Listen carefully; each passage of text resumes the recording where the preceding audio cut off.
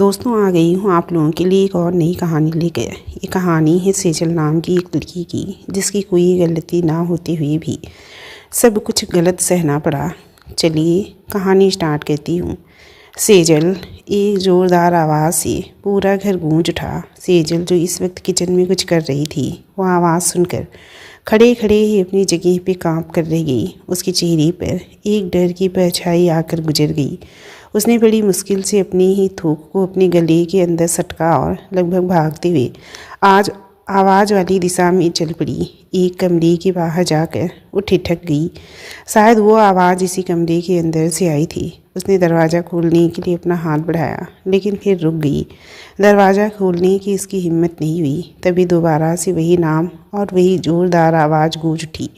सेजल फिर से घबरा गई और उसने बिना कुछ सोचे समझे जल्दी से दरवाज़ा खोला और डरते हुए अंदर कदम रखा। उसके चेहरे पे डर की परछाई साफ साफ दिखाई दे रही थी। जी जी, सेजल हकलाते हुए बड़ी मुश्किल से बस इतना ही बोल पाई। अंदर करीब करीब 25-26 साल का एक शख्स खड़ा था, जो इस वक्त ना जाने क्यों गुस्से से उबल रहा था।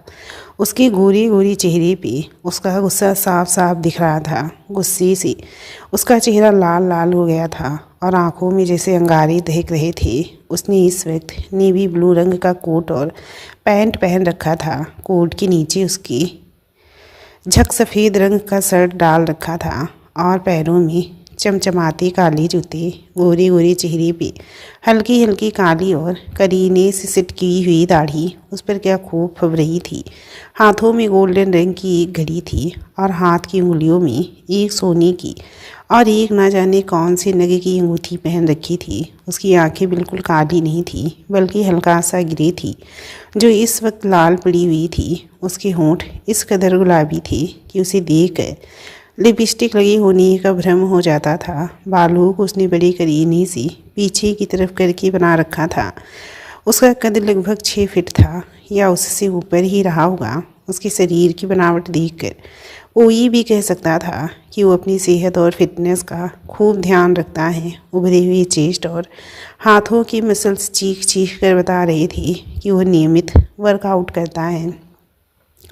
तुमने आज मेरी कमरे की सफाई की और मेरी पर्सनल चीज़ों को हाथ लगाया? उस शख्स ने दहाड़ते हुए पूछा। सेजल, जो पहले से काफ़ी घबराई और सहमी हुई थी, उसका ये सवाल सुनकर तो मानो खौफ से भरी गई। उसके मुंह से आवाज़ ही नहीं निकल रही थी। वो तो बस खौफ से भरी हुई अपनी बड़ी बड़ी और काली काली आंखों से उस शख्स को देखे जा रही थी। ऐसे खड़ी खड़ी मुझे क्या देख रही हो? पहले कभी नहीं देखा है क्या? मैंने कुछ पूछा है, उसका जवाब दो। उस शख्स ने फिर दहाड़ा। सेजल के गले में जैसे कांटे से उग गए हों। उसके मुंह से आवाज़ निकलने को तैयार नहीं थी। मानो उस शख्स की दहाड़ और खौफ ने सेजल को इस कदर सहमा दिया हो कि उसकी जुबान ने कोई भी अल्फाज बोलने से हड़ताल कर दिया हो। वो मम्मी आई थी आपके कमरे में। उन्होंने ही कहा मुझे कमरा साफ करने के लिए। सेजल ने मिमियाते हुए कहा। तुम मना भी तो कर सकती थी। मम्मी ने बस कहा और तुम तुरंत तैयार हो गई। हाँ, वैसे भी तुम्हें तो बस बहाना चाहिए मेरे पास आने का, मेरे दिल में जगह बनाने का। और वैसे भी तुम्हें भी तो शौक़ है मेरी पर्सनल चीज़ों को हाथ लगाने का।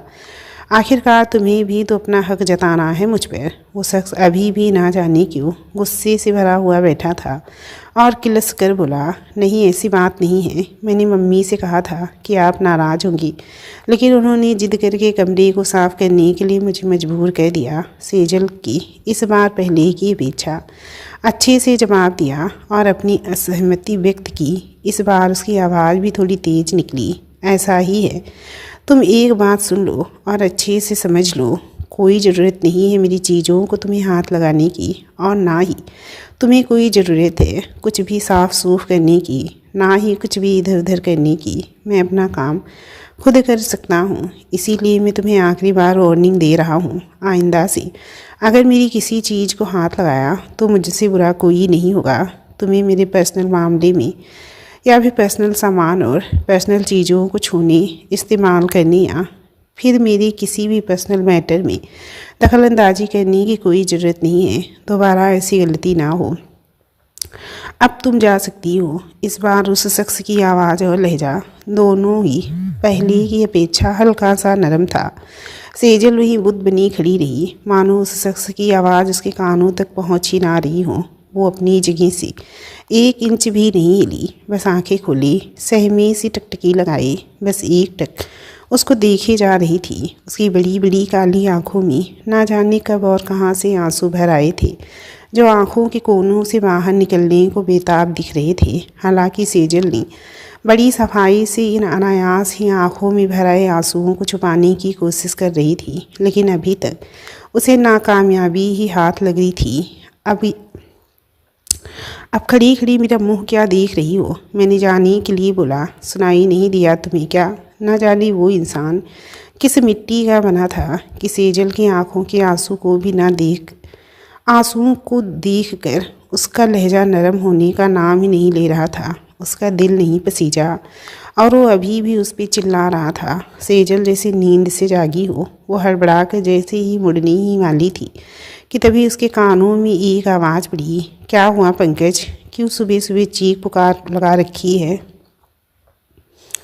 अब क्या हो गया? अचानक से एक नई सी आवाज़ कमरे में गूंज उठी और फिर थोड़ी देर बाद करीब 55 साल की एक शानदार और सलीकेदार शख्सियत कमरे में आई, जो देखने में ही सुलझी हुई, समझदार, पढ़ी लिखी और ख़ानदानी औरत लग रही थी। वो इस उम्र में भी काफ़ी आकर्षक और इम्प्रेसिव लग रही थी। उसके चेहरे में गजब का रौब था, जो उस औरत की शख्सियत में 4 चांद लगा रहा था। वो कोई और नहीं, पंकज की मम्मी जानकी थी।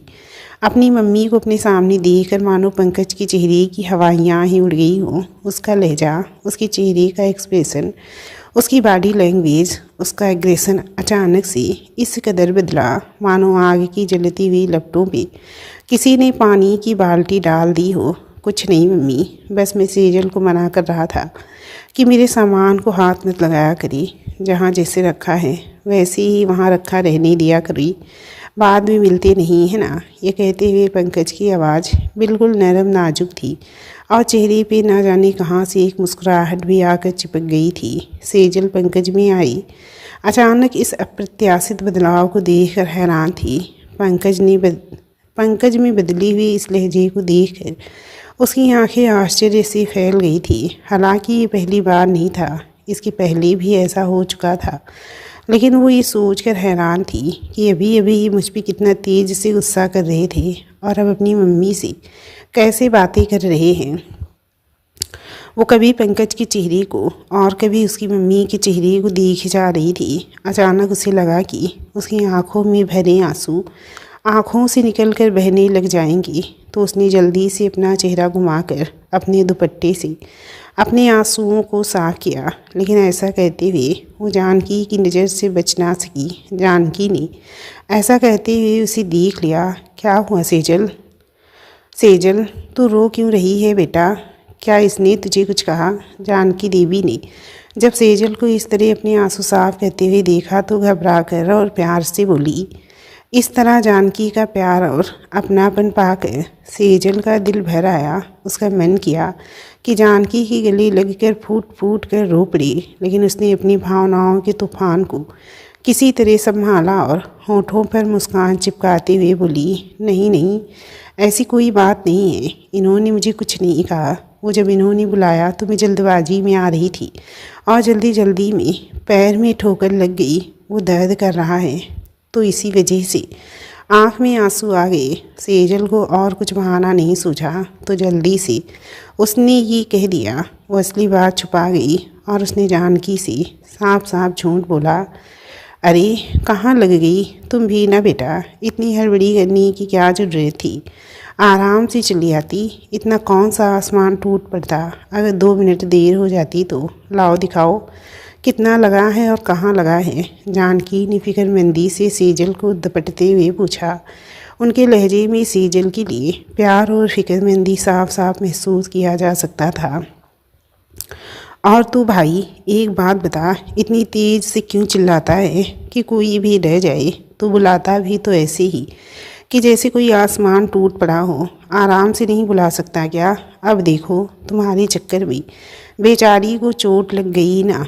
वो ऐसे ही इतनी सीधी सादी सी मासूम बच्ची जैसी है, उससे थोड़े से आराम से बात कर लिया कर। ऐसी भी क्या आफत आ गई थी? सेजल की बात सुनकर जानकी पंकज पर गुस्सा होते हुए बोली। पंकज ने कुछ नहीं कहा, लेकिन जानकी की डांट खाकर उसने सेजल को खा जाने वाली नज़रों से घूरा, मानो कह रहा हो कि कोई और बहाना नहीं मिला था क्या। सेजल पंकज के इस तरह घूरने का मतलब एक पल में समझ गई। उसने जो सेजल से आंखों के जरिए बातें कही, सेजल वो अच्छे से और तुरंत समझ गई थी, और शायद इसी वजह से उसने इस तरह चेहरा बनाया मानो दिल ही दिल में पंकज से इस डांट के लिए सॉरी बोल रही हो और शर्मिंदा हो।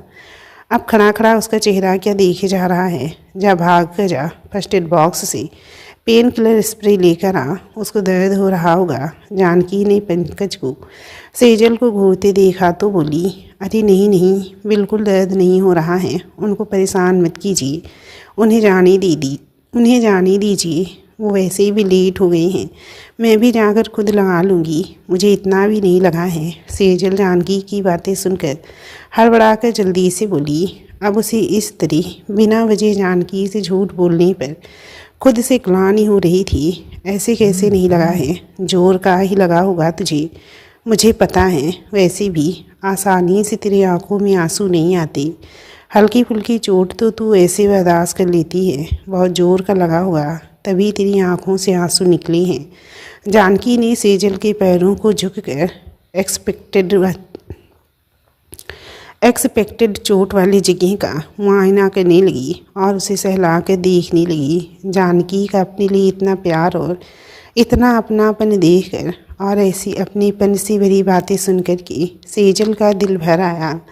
अब वो कैसे बताती कि उसे चोट तो लगी है और बहुत ज़ोर की लगी है, लेकिन पैरों में नहीं, दिल में लगी है, और उसे दर्द भी बहुत हो रहा है। लेकिन उसका दर्द कोई भी पेन किलर, कोई स्प्रे, कोई दवा दूर नहीं कर सकता था। अब जाना, जल्दी से स्प्रे लेकर आ, यहाँ खड़ा क्यों है? जानकी ने पंकज को दोबारा झिड़का। पंकज न चाहते हुए भी बाहर की तरफ भागा।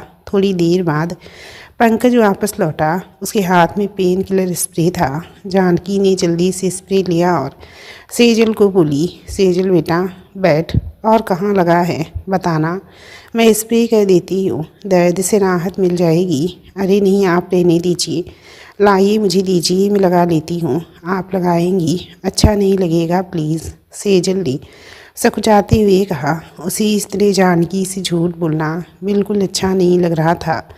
अरे तू बैठ, मैं लगा देती हूँ, तू मेरी बेटी जैसी ही तो है, जैसे पंकज वैसी ही तो तू भी है, जानकी ने कहा।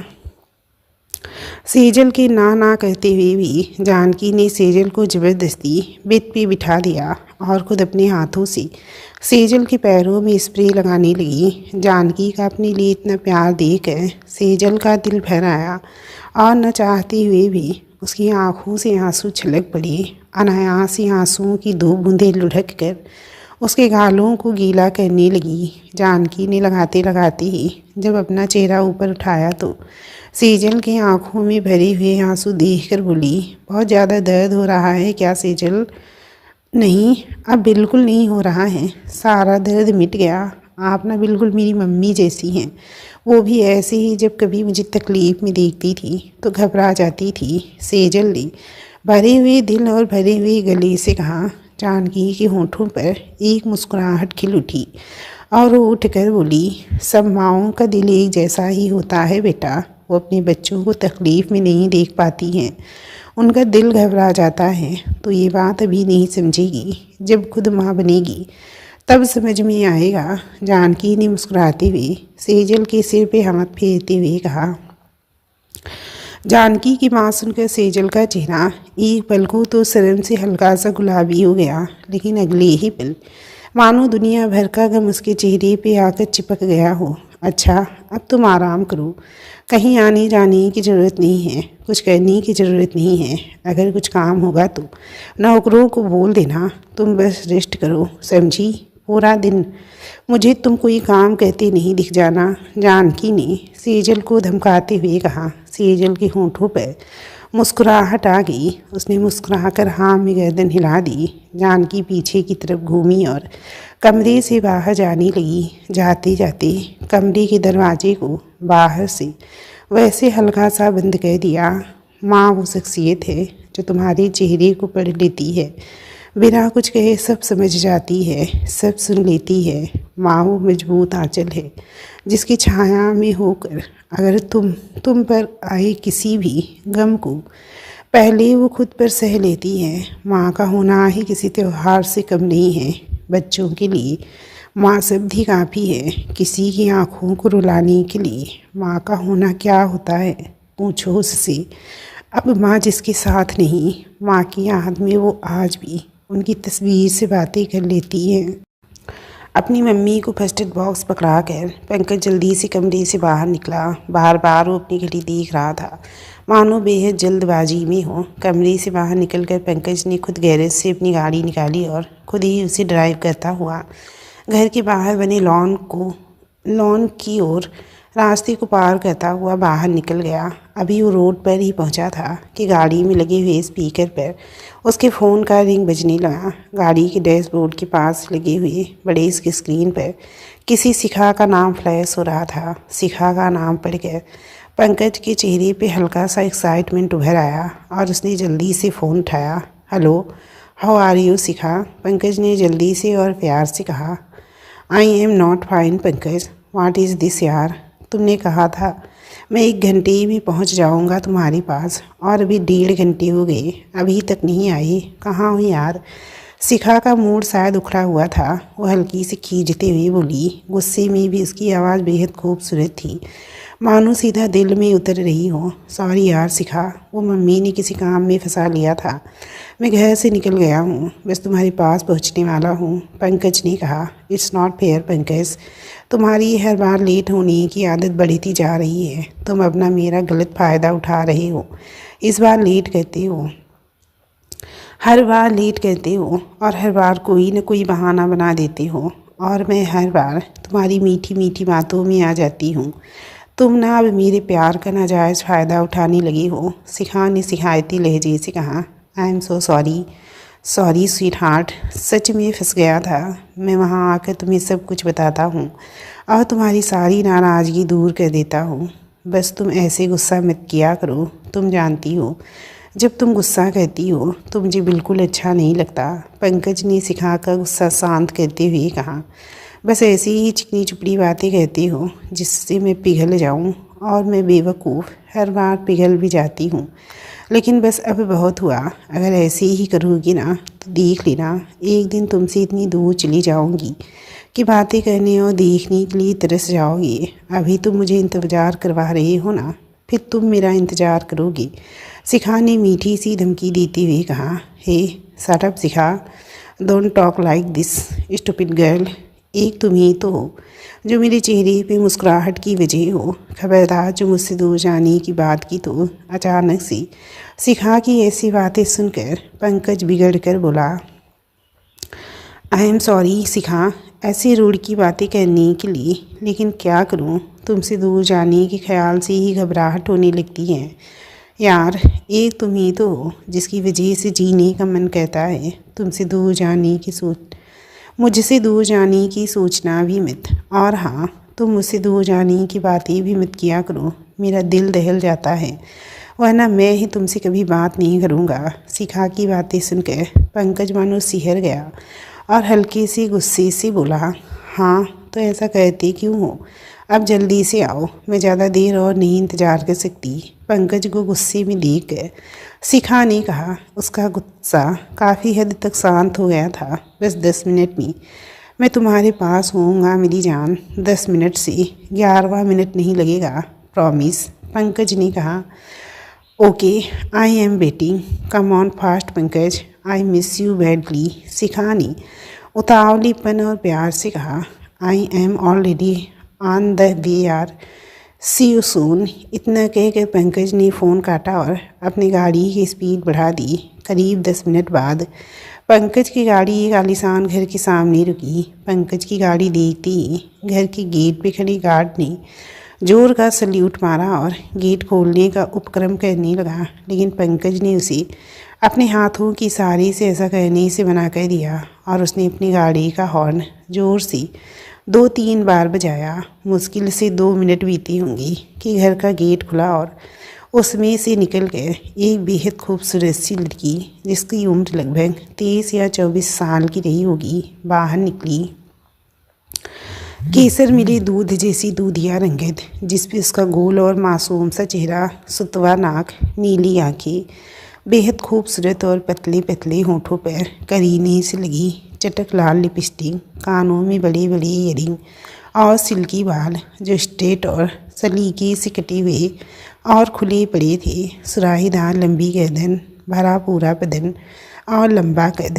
कपड़े के नाम पर बेहद खूबसूरत आसमानी रंग का स्लीवलेस हाई लो ड्रेस पहन रखा था, जिस पर खूब सारे खूबसूरत डिजाइन प्रिंटेड थे और जिसको उसने कमर में बेल्ट लगाकर बांध रखा था। पैरों में खूबसूरत सी सैंडल थी, जिसका लेस उसकी एड़ी के ऊपर तक बंधा हुआ था। सिर्फ उसका चेहरा ही नहीं, उसके खुले हुए शरीर का हिस्सा भी इस कदर नरम, नाजुक, गोरा और गुलाबी था, जैसे अगर कोई जोर से पकड़ लिया जाए तो उसमें से खून छलक पड़ने का खतरा हो। सुंदरता और आधुनिकता का मिला जुला हुआ ऐसा खूबसूरत मिश्रण उस लड़की के रूप में चला आ रहा था, जिसे देख कर ही अनायास दिल से हर एक कोने से उसकी सुंदरता की तारीफ में शब्द फूट पड़ी। आंखें उसके चेहरे से नज़र हटाने को तैयार ना हो और दिमाग सिवाय उस लड़की के अलावा किसी और के बारे में सोचने की इजाज़त ही ना दे। अगर कहीं वो लड़की बिना हिले डुले खड़ी हो जाए तो बिल्कुल सिलिकॉन की खूबसूरत सी गुड़िया जैसी लगी। घर से निकलते ही उसने एक बड़े बाएं हाथ में लटकाए हुए पर्स से एक बड़ा सा काला चश्मा निकाला और अपनी आंखों पे चढ़ा लिया और लंबे लंबे कदमों से अपने घर के लॉन के बीचों बीच बने रास्ते को रौंदते हुए पंकज की गाड़ी की तरफ बढ़ गई। वो आई। पंकज ने उसके साइड में झुककर दरवाज़ा उसके लिए खोल दिया। उसने बिना कुछ कहे अपने आप को समेटा और गाड़ी के अंदर डाल देते हुए पंकज के बगल ही गाड़ी की सीट पे आकर बैठ गई और दरवाज़ा बंद कर लिया। उसने पंकज से ना तो कोई बात की और ना ही उसकी तरफ देखा। उसके चेहरे को देखकर उसकी नाराज़गी का अंदाज़ा लगाया जा सकता था। शिखा की नाराज़गी को महसूस करके पंकज के गुलाबी होठों पर एक प्यारी सी मुस्कुराहट आ गई। उसने भी डैशबोर्ड से अपना सनग्लासेस उठाया और उसे अपनी आंखों पर चढ़ाते हुए शिखा को प्यार भरी नज़रों से देखा और फिर उसे देखकर गुनगुनाने लगा, तुम रूठा न करो मेरी जान निकल जाती है। तुम हंसती रहती हो तो एक बिजली सी चमक जाती है। अचानक से पंकज को इस तरह गाते हुए देखकर शिखा ने अपना चेहरा एक बार फिर उसकी तरफ मोड़कर उसे हल्के से घूर कर देखा और अगले ही पल वापस से उसी मुद्रा में वापस बैठ गई। शिखा को अपनी तरफ इस तरह गुस्से से घूरता हुआ पाकर पंकज एक पल को शांत हो गया, लेकिन जैसे ही उसने अपनी गर्दन घुमाई वो फिर शुरू हो गया। हालांकि गर्दन घुमाते ही शिखा के होठों पे एक बेहद हल्की और बारीक सी मुस्कुराहट फैल गई थी, जिसे उसने बेहद खूबसूरती से दबा लिया था और इसी जद्दोजहद में उसके चेहरे का भाव हल्का सा बदला। पंकज भी कहाँ हार मानने वाला था। उसके चेहरे पर मुस्कुराहट मानो हमेशा के लिए चिपक गई हो। उसने फिर से एक नज़र शिखा की तरफ देखा और फिर मुस्कुराते हुए फिर से गाना शुरू किया, लेकिन इस बार उसका गाना बदला हुआ था। कोई हसीना जब रूठ जाती है तो और भी हसीन हो जाती है। मेरी शिखा जब रूठ जाती है तो और नमकीन हो जाती है। और इस बार शिखा अपने होठों पे आई हुई मुस्कुराहट को नहीं रोक पाई। वो पंकज की तरफ चेहरा घुमा करके हल्का सा मुस्कुराई और फिर दोबारा नाराज़गी दिखाते हुए गुस्से से बोली, तो ऐसा कहती ही क्यों हो कि मुझे रूठना पड़ी। हालांकि उसकी आवाज़ थोड़ी शिकायती और तल्ख थी और ये कहते हुए शिखा का मुंह भी बना हुआ था। पंकज अचानक से चुप हो गया। उसने अपना चेहरा ऐसे मासूम सा बना लिया मानो उसने कोई बहुत बड़ी गलती कर दी हो। तुम्हारा हर बार का ऐसा ही है, मुझसे तो कह दोगे तैयार हो जाओ और खुद जाने क्या करने लगते हो। और अगर कहीं मैं थोड़ी सी लेट हो जाऊं तो आसमान सिर पे उठा लूँगी, फिर मुझे ना जाने क्या क्या सफाइयाँ देनी पड़ेगी। शिखा ने शिकायती लहजे में कहा, I am so sorry my lovely love, my heartbeat, my dear बच्चा। सच में मैं तो अपनी जान से मिलने के लिए टाइम पर ही निकल रहा था, बट वो मम्मी की वजह से लेट हो गया। तुम तो जानती हो कि मम्मी की कही बात में नहीं टाल सकता। एक तो पहले से ही मूड ख़राब था, उस पर मम्मी जी की वजह से और ख़राब हो गया, और फिर लेट भी हो गया। अब प्लीज़ शिखा अपना ये गुस्सा थूक दो। पंकज ने सीरियस होकर कहा, क्यों, आंटी ने ऐसा क्या कह दिया? और तुमने अभी कहा पहले से मूड ख़राब था। क्यों पहले से तुम्हारा मूड क्यों ख़राब था? शिखा ने इनसिक्योरिटी में भरकर पूछा। इस बार उसका लहजा बिल्कुल सामान्य था। वजह तुम्हें अच्छे से पता है शिखा। ना जाने मुझसे ऐसा क्या पाप हो गया था जो मेरी ज़िंदगी में ऐसी उथल पुथल मच गई है। पंकज का चेहरा उदास हो गया। क्या हुआ, आज फिर सेजल ने कुछ किया क्या? शिखा ने पूछा। तुम तो जानती ही हो कि मैं उसे अपने आस पास भी नहीं आने देना चाहता हूँ, लेकिन वो ना जाने क्यों हर बार मुझे अपने किसी न किसी काम से गुस्सा दिलवा देती है और कुछ ऐसा कह देती है जिससे मुझे मजबूरी में उसको अपने सामने बुलाना पड़ता है। पंकज ने झुझला कर कहा। और फिर उसे देखते ही मुझे चिढ़ होने लगती है, मुझे गुस्सा आने लगता है। वो न जाने कहाँ से मेरी हंसती खेलती ज़िंदगी में ग्रहण की तरह आकर लग गई। पंकज ने मायूसी और नालिचारी से कहा, लेकिन जो कुछ हुआ उसमें सेजल की भी गलती नहीं है पंकज। उस बेचारी पे अपना गुस्सा क्यों उतारते हो? ये तो ठीक नहीं है ना। वैसे भी वो कितनी सीधी साधी और प्यारी है, और अब वो तुम्हारी ज़िंदगी का एक अहम तरीन हिस्सा है। तुम मानो या ना मानो। शिखा ने बुझे हुए लहजे से कहा। शिखा, मैं मानता हूँ जो कुछ हुआ उसमें उसकी कोई गलती नहीं है, लेकिन उसी की वजह से आज मैं तुमसे इतना दूर हूँ। अगर वो चाहती तो सब कुछ ठीक हो सकता था ना। वो जानती थी कि मैं तुमसे प्यार करता हूँ, फिर भी उसने कुछ नहीं किया। इसीलिए शायद जब भी वो मेरे सामने आती है तो ना जाने क्यों मुझे अनायास से गुस्सा आ जाता है। कहीं ना कहीं उसी की वजह से मैं और तुम आज इतनी दूर हैं। इसीलिए मैं भी उससे उतना दूर रहना चाहता हूँ जितनी उसकी वजह से मैं और तुम दूर हैं। और तुम उसकी तरफदारी कर रही हो जिसकी वजह से तुम्हें तुम्हारे हिस्से के प्यार के लिए इंतज़ार करना पड़ रहा है। तुम किस मिट्टी की बनी हो शिखा? पंकज ने गुस्से से भर कर कहा। अपना प्यार नसीब वालों को ही मिलता है पंकज। अगर मेरे प्यार में ताकत होगी तो मुझे तुमसे कोई नहीं ले सकता। शिखा के होठों पे एक फीकी सी मुस्कुराहट आकर चली गई। वैसे सेजल ने अब क्या कह दिया जो तुम्हें इतना गुस्सा आ गया? शिखा ने पूछा। उसने बिना मेरी इजाज़त के कमरे में रखे हुए मेरे सामानों को छुआ है। उसकी हिम्मत कैसे हुई तुम्हारे दिए हुए सारे गिफ्ट्स, तुम्हारी यादों को इस तरह बिना मेरी इजाज़त के हाथ लगाने की? वो होती कौन है? पंकज का चेहरा धधक उठा। बस इतनी छोटी सी बात पे तुम्हारा मूड ख़राब है पंकज? क्या यार, मुझे लगा जाने क्या हो गया। तुम भी ना इतनी छोटी छोटी सी बात पे गुस्सा करने लगे हो आजकल। शिखा ने बात को हंसकर टालना चाहा। छोटी सी बात? ये छोटी सी बात नहीं है। मैं अपने और तुम्हारे प्यार के बीच में आने की इजाज़त किसी को भी नहीं दे सकता, किसी को भी नहीं। पंकज ने भड़क कर कहा। अच्छा बाबा ठीक है, मत आने देना। मैं सिर्फ़ और सिर्फ तुम्हारी हूँ। तुम न सच में पागल हो, बिल्कुल पागल। अच्छा अब गुस्सा मत करो, अब तो मुस्कुरा दो। शिखा ने मुस्कुराते हुए कहा।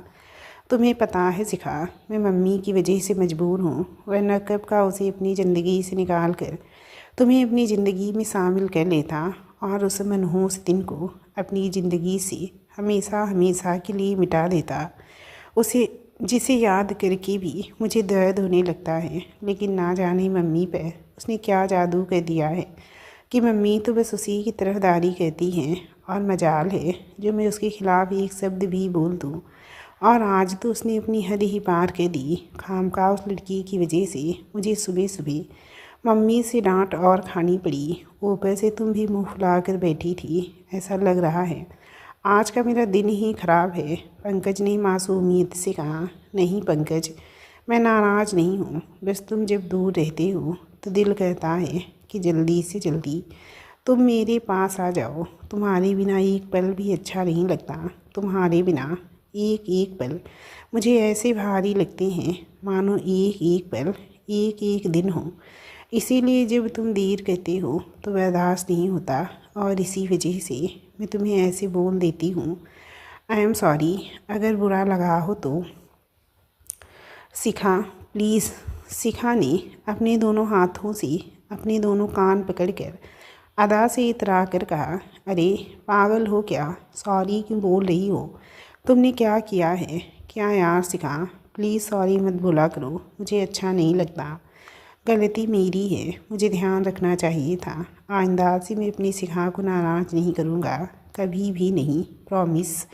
पंकज ने मुस्कुराते हुए कहा, रहने दो, वो तो पता है मुझे, तुम हर बार ऐसा ही कहते हो और फिर वैसे कहते हो। शिखा ने एक बार फिर से अपना मुंह बनाते हुए कहा, इस बार पक्का वाला प्रॉमिस है, ट्रस्ट मी। पंकज ने कहा, ट्रस्ट तो मुझे तुम पर खुद से भी ज़्यादा है पंकज। अगर ट्रस्ट नहीं होता तो ऐसी सिचुएशन में जहाँ मेरा रहना ना रहना कोई मायने नहीं रखता है, मैं तुम्हारे साथ नहीं होती। सिर्फ तुम ही नहीं, मैं भी तुमसे उतना ही प्यार करती हूँ जितना तुम मुझसे कहते हो, और शायद खुद अपने आप से भी ज़्यादा।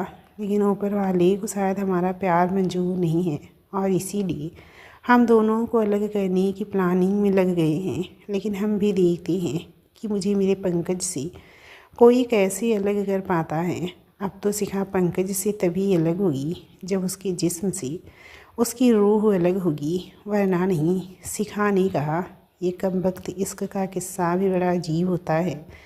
वही क्यों दूर होने लगते हैं जो बेहद करीब होता है, जिससे मिलने का ख्वाब देखता है दिल हर पल, उसी का मिलना ही क्यों नहीं नसीब होता है। हर इश्क को कैसा अजीब सा इम्तिहान देना पड़ता है, अपने इश्क को मुकम्मल करने को भी लड़ना पड़ता है। क्या इश्क कहना गुनाह है? दिल लगाना पाप है क्या? क्यों जिसको मिलना चाहिए उसी से बिछड़ना पड़ता है। जानकी के कमरे से बाहर चले जाने के बाद सेजल वहीं बुत सी बनी बैठी रही। उसका उठने का मन भी नहीं कर रहा था। अचानक से उसकी ज़िंदगी में जो उथल पुथल मची थी, उसकी उसने कभी उम्मीद भी नहीं की थी। उसने कभी सोचा भी नहीं था कि कभी उसके साथ ऐसा भी हो सकता है। ऐसा लग रहा था जैसे वो कोई सपना देख रही हो और उसके हाथ पैर भी बंधे हो। वो कुछ भी कर पाने में समर्थ नहीं थी। जो हो रहा था उसे होते देने के अलावा उसके पास कोई चारा नहीं था। अभी वो कुछ सोच पाती कि तभी उसका फ़ोन बजने लगा। उसने अपना फ़ोन उठाया और देखा उस पर उसकी सबसे अच्छी सहेली वंदना का नाम दिख रहा था। सेजल ने बेमन से फ़ोन उठाया और बेहद कमज़ोर और हल्की सी आवाज़ में बोली, हेलो। हेलो मेरी ब्यूटी क्वीन, मेरी मिठाई नमकीन, मेरी ख्वाब हसीन, कैसी हो? वंदना ने चहकते हुए पूछा। हाय वंदना, मैं ठीक हूँ, तुम कैसी हो?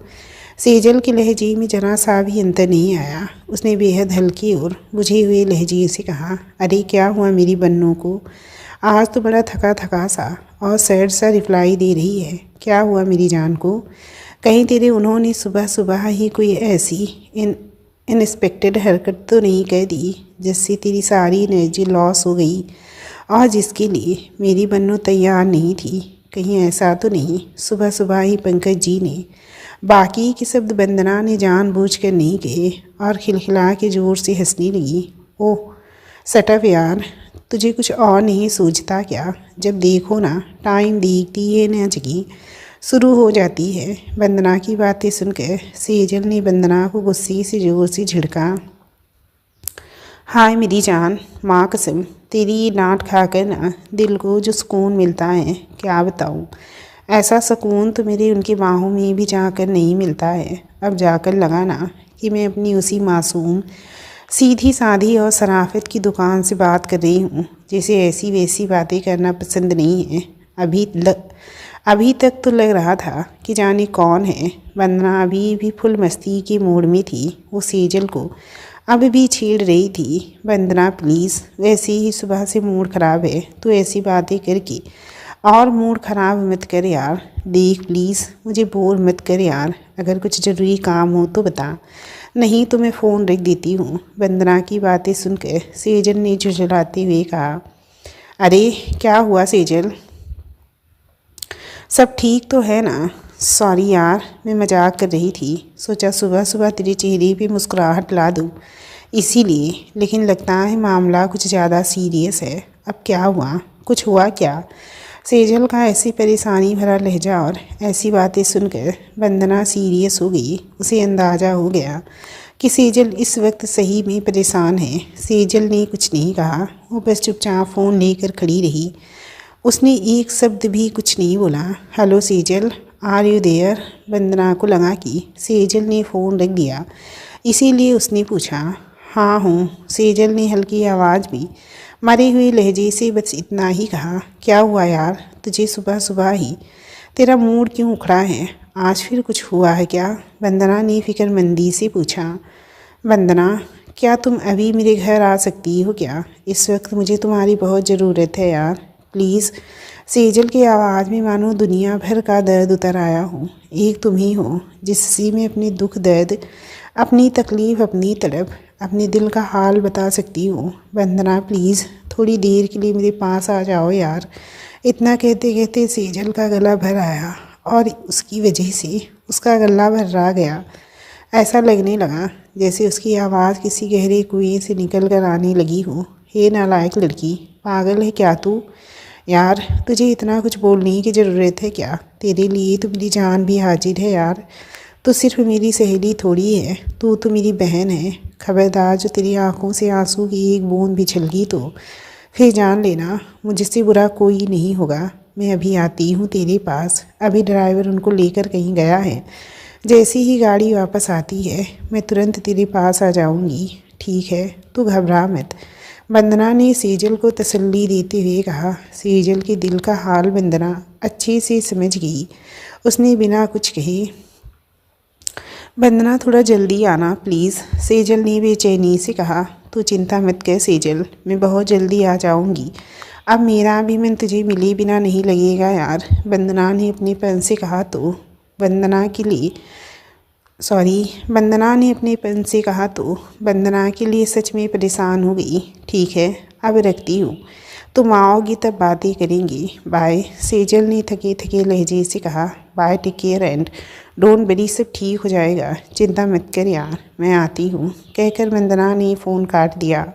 फ़ोन कटते ही सेजल ने मोबाइल को सोफ़े पे रखा और खुद भी सोफ़े पे बैठ गई और फिर उसने अपने सिर को सोफ़े पर ही टिका लिया और उसने अपनी आंखें बंद कर ली। उसका दिल कर रहा था कि वो खूब ज़ोर ज़ोर से रोए और ज़ोर ज़ोर से चीखे, लेकिन सिवाय एक आध दबी दबी सी सिसकी निकलने के आगे कुछ नहीं कर पाई। हाँ, उसके हाथों में नमकीन पानी का जो ज्वार भाटा सा उमड़ा था वो बार बार आँखों की पलकों से टकरा कर किनारे तोड़ने और उनसे बाहर निकलने की जद्दोजहद में था और शायद वो सफल भी हो गए। ना चाहते हुए भी उसकी बंद आँखों से उसके जहन को कई साल पहले ढकेल दिया और वो अपनी बंद आँखों से अपनी ही बीती हुई ज़िंदगी के पन्ने को फिर से खोल कर देखने लगी। उसके जहन में सबसे पहले जो दृश्य उभरा कहीं और का नहीं, उसका खुद का ही घर था, जहाँ उसने चलना, भागना और दौड़ना सीखा था, जहाँ उसका बचपन बीता था।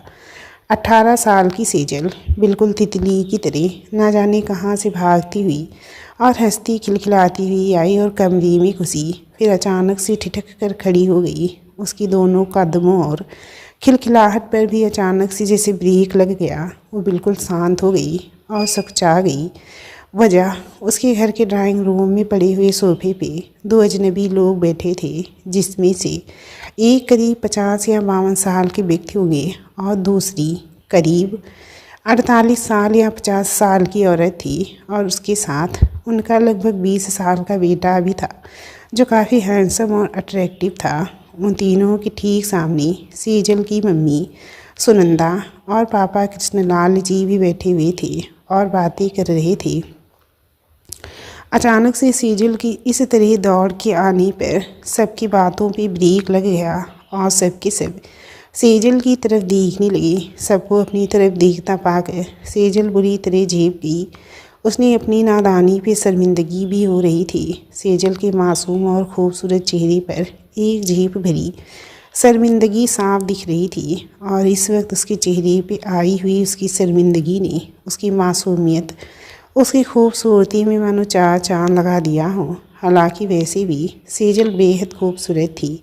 माखन से हल्का सा सिंदूर मिला हुआ, ऐसे ही धुली धुली सी गोरी रंगत, कटीले और तीखे नाक नक्श और अंडाकार चेहरा, जिस पर उसकी बड़ी बड़ी और काजल सी भी काली आँखें उसकी सुंदरता में और भी इजाफा कर रही थी। उसका कद तो ठीक ठाक ही था और शरीर की बनावट भी बेहद संतुलित थी, ना ज़्यादा पतली और ना ज़्यादा मोटी। उसके चेहरे पे मौजूद उसके नाक, मुंह और ओंठ बिल्कुल परफेक्ट शेप और साइज लिए हुए थे। उसके ओंठ नेचुरली गुलाबी थे, जिस पर शायद उसने कुछ भी नहीं लगाया था। माथे के ठीक बीचों बीच में एक छोटी सी हरे रंग की बिंदी सेजल ने लगा रखी थी, और नाक में एक छोटा सा नगदार लौंग रख रखा था, अपनी चमक बिखेर रखा था। उसके शरीर का हर एक अंग मानो रुई के फाहे से बने हों, इतने नाजुक और नरम थे। दोनों हाथों की कलाइयों में उसने दो खूबसूरत से कंगन पहन रखे थे, और उसके दोनों हाथ की हथेलियाँ मेहंदी से रची हुई भी थी। गोरे गोरे नरम और नाजुक हाथों पर रची हुई मेहंदी क्या खूब फब रही थी। उसने उसके घुंघराले काले और सिल्की बालों की आगे की लट भागने की वजह से उसके चेहरे पे बिखर गए थे, और बाकी के बाल करीने से बंधे और गुथे हुए थे। दोनों कानों में छोटे छोटे आर्टिफिशियल ईयरिंग्स थे, जो इस वक्त भी हिल रहे थे, और शरीर एक बेहद खूबसूरत सा बड़ा सा घेरदार गाउन नुमा ड्रेस था, जिस पर बेहद ही खूबसूरत धागे की डिजाइन बनी हुई थी। पैरों में उसने सलवार नुमा कुछ पहन रखा था, जो उसकी टांगों से चिपका हुआ था, और जो गाउन के ख़त्म होने के बाद सिर्फ थोड़ा सा ही दिख रहा था। बाकी का गाउन के नीचे छुपा हुआ था। उसके पैरों की एड़ी के ठीक ऊपर एक बेहद खूबसूरत सा चांदी का पायल टिका हुआ था, जिसमें लगे हुए घुंघरू उसके भागने पर बेहद मध्यम और हल्के हल्के आवाज़ कर रहे थे। उसके पैरों में एक बेहद सादा सा लेकिन खूबसूरत सैंडल नुमा चप्पल थी। उसके चेहरे की सबसे बड़ी खूबसूरती उसकी बड़ी बड़ी कजरारी आँखें और बच्चों की तरह लगने वाली क्यूटनेस और मासूमियत थी, जो अनायास ही सबको अपनी तरफ खींचने पे मजबूर कर देती थी। सेजल ने अपनी बड़ी बड़ी चमकदार और कजरारी आँखों से सबको देखा, और फिर अनायास ही सबको हाथ जोड़कर नमस्ते कर लिया। दोनों अजनबी अतिथियों के हाथ भी नमस्ते की मुद्रा में जुड़ गए, और उनके चेहरे पे एक मुस्कुराहट आ गई, और साथ ही साथ दोनों के मुंह से नमस्ते बेटा निकला। ये मेरी बेटी सेजल है जानकी, तुमने तो देखा ही है इसे, तुम तो अच्छे से जानती हो। सेजल की मम्मी सुनंदा ने मुस्कुराते हुए जानकी का परिचय सेजल से करवाया। सेजल हल्का सा शर्माई और सुखचारी सी चुपचाप खड़ी थी, और अपने आप को इंट्रोड्यूस करवाए जाने से और सिमट गई। आप यहाँ आइए, जानकी ने मुस्कुराते हुए सेजल को हाथों के इशारे से अपने पास बुलाया। सेजल ने हिचकिचाते हुए अपनी मम्मी सुनंदा की तरफ देखा, मानो आंखों ही आंखों में उनकी इजाज़त मांग रही हो, और जब उसकी आंखों से जाने का इशारा पा गई तो उसके कदम आगे बढ़ गए। सेजल जानकी के पास जाकर खड़ी हो गई। जानकी ने सेजल के नाजुक हाथों को थाम लिया और मुस्कुराते हुए बोली, कहाँ थी आप? हम आपको कब से ढूंढ रहे थे। कैसी हो बेटा? जानकी ने प्यार से पूछा। मैं बिल्कुल ठीक हूँ आंटी, आप सब कैसे हैं? सेजल ने बेहद नरम, नाजुक और हल्की सी आवाज़ में पूछा। उसकी आवाज़ इतनी प्यारी और मीठी थी, मानो कहीं एक साथ कई छोटी छोटी घंटियाँ बज उठी हों। हम सब बिल्कुल ठीक हैं और आपको मिस कर रहे थे। आपको जब देखा था तो आप कितनी छोटी थी, अब तो आप इतनी बड़ी हो गई हैं और कितनी प्यारी भी लग रही हैं, किसी की नज़र ना लगे, बिल्कुल प्रिंसेस लग रही हैं। जानकी ने सेजल के गाल थपथपा कर कहा। जानकी की बातें सुनकर सेजल की गाल गुलाबी हो गई और आंखें शर्म से झुक गई। अरे मैं तो आपको बताना ही भूल गई, ये देखो कौन आया है। इन्हें पहचान रही हो कि नहीं? ये कौन है? अचानक से जानकी ने अपने पास बैठे हुए लगभग 20 साल की एक लड़की की तरफ इशारा करते हुए सेजल से पूछा। सेजल ने एक नज़र उस लड़की की तरफ देखा और फिर उसकी आंखें सोचने की मुद्रा में सिकुड़ गई। वो उस शख्स को पहचानने की कोशिश करने लगी। नहीं पहचान पाई ना? कैसे पहचानोगी? अभी इतना बड़ा जो हो गया है। अरे ये पंकज है। इतने सालों में जैसे आप बड़ी हो गई हैं वैसे ये भी तो बड़ा हो गया है, जानकी ने मुस्कुराते हुए कहा। और उनकी बातें सुनकर सब मुस्कुराने लगी। उस लड़की का परिचय जानकर सेजल भी हैरान हो गई। उसका मुंह खुला का खुला रह गया। सेजल खुद आश्चर्यचकित थी क्योंकि वो जिस पंकज को जानती थी वो और आज की इस पंकज में ज़मीन आसमान का अंतर था। अब ये पंकज की पूरी शख्सियत ऐसी थी कि सेजल मन ही मन तारीफ़ किए बिना नहीं रह पाई। उसकी पर्सनालिटी से कहीं ना कहीं सेजल इम्प्रेस हो गई थी और शायद इसी वजह से वो अब भी पंकज को ही एकटक देख रही थी। सेजल बेटा, अब खड़ी खड़ी सिर्फ उसे देखती ही रहोगी? जाओ तुम पंकज को अपने बगीचे में ले जाओ और उसे भी तो अपना बगीचा दिखाओ। उससे तुम बातें करो। वो बेचारा हम लोगों के बीच में अकेले बैठा बैठा बोर हो रहा है। तुम उसकी हम उम्र हो तो तुमसे बात करके शायद उसका मन लगे। सुनंदा ने कहा। हाँ पंकज जाओ, थोड़ी देर सेजल से बातें कर लो, फिर अभी वापस चलते हैं। बेटा अब इतने दिन बाद सुनंदा से मिली हूँ तो बेटा थोड़ा सा टाइम तो लगेगा। जाओ तुम सेजल से बातें करो, जानकी ने भी पंकज से कहा। सेजल ने पंकज की तरफ देखा। पंकज के चेहरे का एक्सप्रेशन देखकर ऐसा लग रहा था कि जैसे उसे यहाँ रुकना बिल्कुल पसंद ना रहा हो, उसे यहाँ अच्छा नहीं लग रहा हो और उसे सच में वापस घर जाने की जल्दी हो। और इसीलिए उसने आँखों ही आँखों में अपनी माँ से अपनी नाराज़गी भी जाहिर कर दी। उसका चेहरा हल्का सा बिगड़ा लेकिन होठों से एक शब्द भी नहीं निकला। वो अनमने भाव से उठा और सेजल के साथ उसके पीछे पीछे चल पड़ा। दोस्तों इस कहानी के चैप्टर का एंड यहीं पे करती हूँ। आप लोगों को कहानी कैसी लगी प्लीज़ कमेंट करके ज़रूर बता देना, वरना फिर कोई और कहानी लेकर आऊँगी आप लोगों के लिए। प्लीज़ बताना ज़रूर। और अच्छी लगी हो कहानी तो प्लीज़ लाइक कर देना और चैनल को ज़्यादा से ज़्यादा सब्सक्राइब करके बेल आइकन को ऑल पे ज़रूर सेलेक्ट कर देना, ताकि जब भी कहानी का न्यू पार्ट अपलोड हो तो उसका नोटिफिकेशन आप लोगों को तुरंत मिल जाए।